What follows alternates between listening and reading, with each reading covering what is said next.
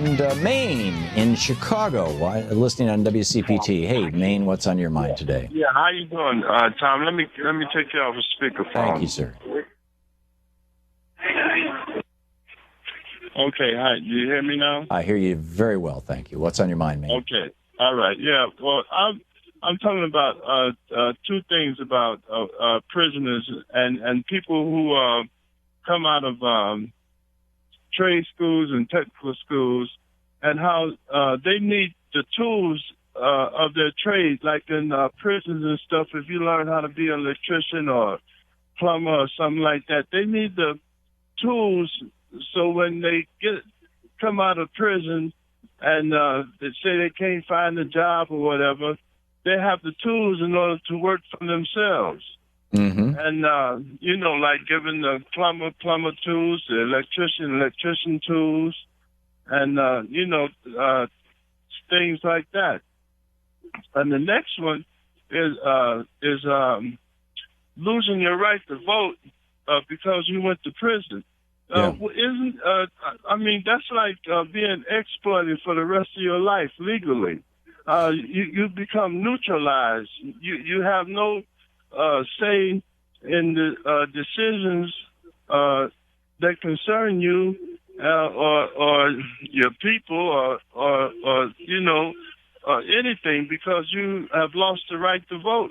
Right. That's like losing your citizenship. Yeah. Well, in fact, this began back in right around the turn of the century, the 20th century, in a really big way. And in 1901 and 1902, Virginia had a constitutional convention, and they inserted ultimately into their constitution, I believe. It could have been a law, but I believe it was in the Constitution.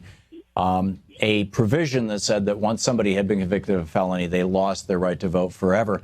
And I'm reading an op-ed here by Ben Jealous, the former head of the NAACP, on Virginia's restoration of voting rights.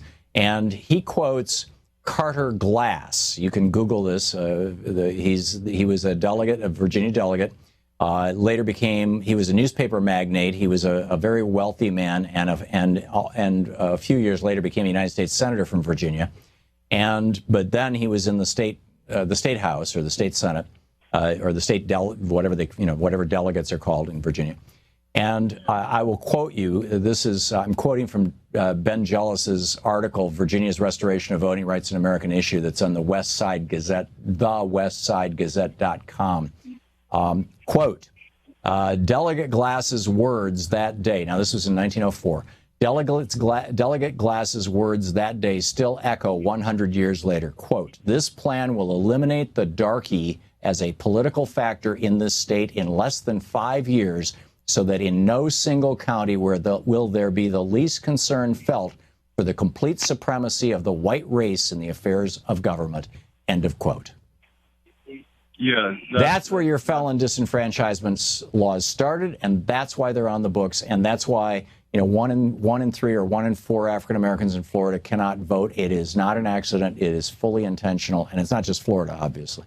And Terry McAuliffe is trying to do something about it in Virginia, and the conservatives are fighting him like there's no tomorrow. Right, but that's like losing one's citizenship. If you don't have the right to vote or have a say in your government, what are you? You're not even a citizen.